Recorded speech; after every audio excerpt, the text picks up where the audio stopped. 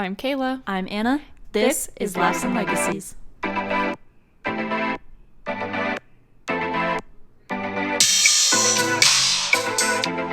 Laughs and Legacies. We're so excited to get started with some actual stories today.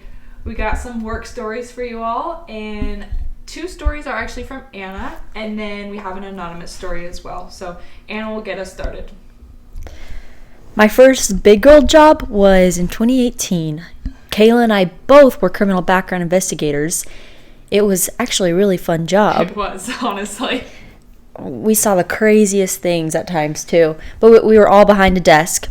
My job is I worked with clients who wanted to put their employees through the background check, so that they can start doing some work. There was this one guy who wasn't doing his drug screen. He was refusing to do that, and that's the most important part, and that's something I had to deal with. Usually when people don't want to do their drug screen, it means they're usually on drugs, or that, that's mostly it. They just know they're not going to pass, and so they just choose not to do it. And they're like, just move along with the application until a week or 2 later, and then I'll do the drug test. I'm like, that's not how it works, sir. Anyways, this one guy, he was very adamant on letting me know that I should just move the application along, and I can't do that. I'm a little 18-year-old. I'm like, look, I'm just going to follow the rules, and that's not it. So that's how it went. And one day, the guy messaged me. He says, okay, just cancel the application for this employee. I'm thinking, this guy definitely on drugs, so didn't pass. Yeah, and that's usually what it is. So I always have to ask for a reason of why they didn't want to do the drug test or why they want to cancel it. So I asked, why? The guy said that the employee died in a car accident on his way to go get the drug screen. Jeez. Traumatized little 18-year-old thought I just killed a man. I printed out the email and I brought it to my boss, and I had no idea what to say, and I just handed it to him. Yeah, and he was like, what's this? I'm like, read it. And he's like, I don't get it. And I was like, the guy died on his way to get the drug screen. He wants to cancel the application. Anyways, it was so bad. Oh man, traumatized me, a little 18-year-old murderer. Anyways, let's move on. Our next story is, like I said, the anonymous writer. So for purposes of telling the story, his name is Sam. So Sam works at a solar company, and he went to an appointment that was a referral from somebody they had worked for in the past. So they expected, a good appointment since it was a referral. He went multiple times to this house, and he was never there. So finally, he's like, this is my last time. If he does not open the door, I'm not coming back. And the guy was there.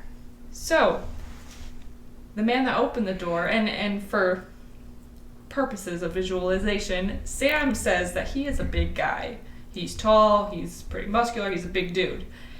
And the guy that opens the door was huge, surpassed him in every way possible. This guy was huge. And he had bright red eyes, and the smell that came out of the house when the door opened was very pungent. So he's like, this guy is definitely on some drugs. So yeah, we got a theme going with the story so far. Drugs, honestly. I didn't notice that. He had a couple of guests over that he was probably doing drugs with, and he sent them to the back, and he went in to do his appointment, went through all the routine things, asking him about his monthly electricity bills and why they were so high, and in the middle of his pitch, he kind of cut Sam off and said, can you get me in trouble? And Sam's like, what? He's like, do you work for the government? He obviously noticed Sam's confused look, going, what are you talking about? He's like, well, I actually grow marijuana in one of our upstairs rooms. Very candid, bro. It's like, this explains the smell very much. So, yeah, he kind of was like, no, we're not going to get you in trouble, and just moved past it. He's like, I don't want to keep talking about your marijuana growth. So right then, 3 other guys walked in the front door. First guy was carrying a bunch of, he's carrying 2 bags full of like tools. The next guy was carrying ropes and cords or cables. And then the third guy was even bigger than the first guy that opened the door. So he's like, these guys are huge and they're gonna beat me up. Why are they carrying all that stuff? Seriously. Don't be suspicious. Don't be suspicious. They were really scary, apparently. He's like, they like came in and stood around him and just folded their arms and just stared at him like, what are you doing here? Kind of thing. So Sam was like, okay, I'm just gonna keep going with my pitch here, I guess. He tried being friendly, but apparently they were not friendly. So he had to go outside to take a picture of the meter as part of his job. And when he came back in, they had given him a water bottle before he went outside. But when he walked back in, the water bottle was opened, which he had not done. It was open, and they had all moved positions in the room, but all just folded arms staring at him. And he's like, okay, I don't like this. He's just getting more and more nervous. He's like, I am not touching that water. I did not open it, and it's open, and they did something to my water. So, yeah, he just tried getting past all that and keep going with his pitch. And 2 of the guys ended up having to go outside, saying they needed to grab stuff from their car, and he took that as his opportunity to leave. So he got up and was like, hey, I'll come back another day, finish all this, finish signing papers and whatnot.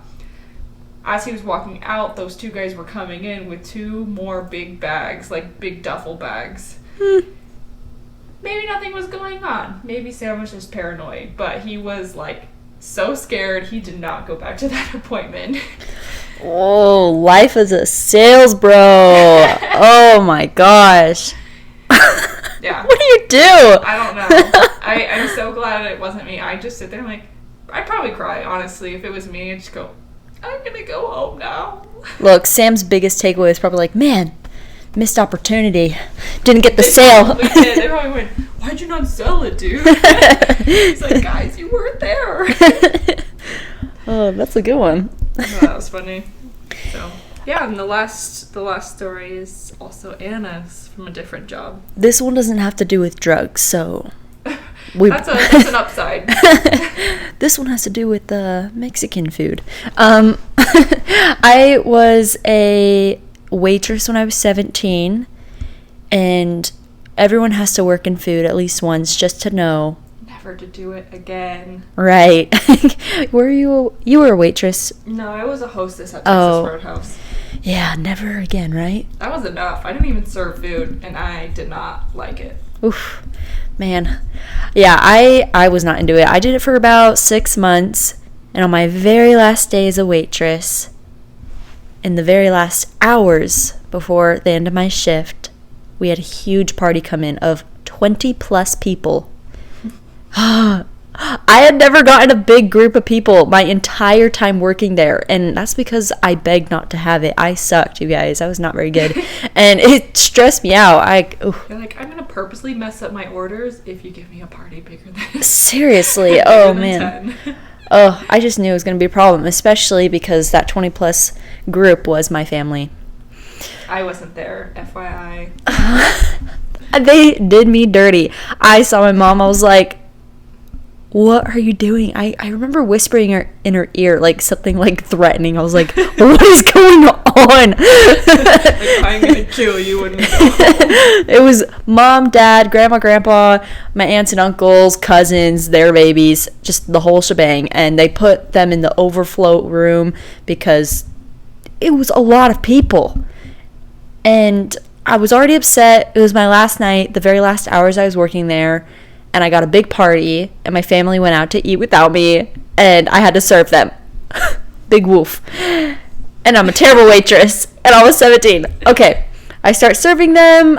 Things are not going good. People are getting the wrong drinks, or or I'm giving people the right drinks, and they're like, no, I asked for the Dr. Pepper. I was like, okay, well, this is not for you, or like, yeah, like I'll be like, this isn't for you, this is for her, like, oh, it's so funny. And then the food came out, and some of the food was wrong, and like one of my family members. Our family can sometimes be high maintenance. We should just put that in there. Well, like, I mean, you're going out and spending money on food, you want it right? But it was just the fact that it was me. They could have given me a break. I was having a hard time, and they did me dirty, okay? Like, one of the family members grabs onto my arm, pulls me close, and like whispers to me, like, hey, I just wanted to let you know that this order is wrong. I asked for this, but I just want to let you know. I was like, okay, let's take it back and let's go get it fixed. They're like, no, I just wanted to let you know. I was like I didn't cook it. If you're fine eating it, then shut it. I was like, why are you telling me? You're just making me feel bad. Like, let me take it back. Why did you tell me that? Anyways, things were not going good, and I was really mad. Woo! And then, just a cherry on the cake, later at the end of the evening, my cousin's little boy starts to turn blue. He is choking on one of those Mexican corn chips, you know what I mean, and is dying, like literally just choking, and it was awful and scary. And then everyone's standing up, yelling, like saying what they need to do to help him to get the chip out of his throat, you know. This person's saying, put your finger in, swipe. Someone's like, no, you're not supposed to do that. Someone else is yelling, like, pound his back, and everyone's just freaking out, not knowing what to do. And then one of my uncles, he just grabs a little boy and starts beating his back, and then finally, like, he can breathe again. And I'm standing there with my 2 Dr. Peppers in hand. That you apparently got wrong in the first Yeah, seriously. And I was just traumatized. And I'm sure everyone else was too, but I didn't know what to do. And I just went to the back by the kitchen, and I bawled my ever-loving mind out. I cried so much. I go back out to my family with the checks, and my eyes are beet red. I'm like, leave. Get out now and never come back. Yeah, I mean, it was my last night, and they gave me big tips. They're like, you did good, and I was like, no, I didn't. And I was like, get out of here. Oh, it was the worst night of my life, but they destroyed little Diddy Anna. I know, right? Oh, it was pretty good. I love my family. I love going out to eat with them. I just don't like serving them. Moral of the story is, don't work in food. Yeah, that's true. So true. Especially if our family's the one being served. We're loud and we're fun, okay? We make those bad jokes to the waitresses, saying like, "Can you tell I didn't love my food?" And the plate is clearly empty, and the waitress is like, "Okay." They're like, "Okay, I've heard that one 100 times." Man, if you guys have food stories, please go share those of like working in food. Those are the good stories. Those are always awesome. I wish I had more good work stories, but we know that you have some, and we know that you guys have a lot of other good stories too. So go ahead and submit them to us so that we can share them here on another week. Have a good one, guys. Bye.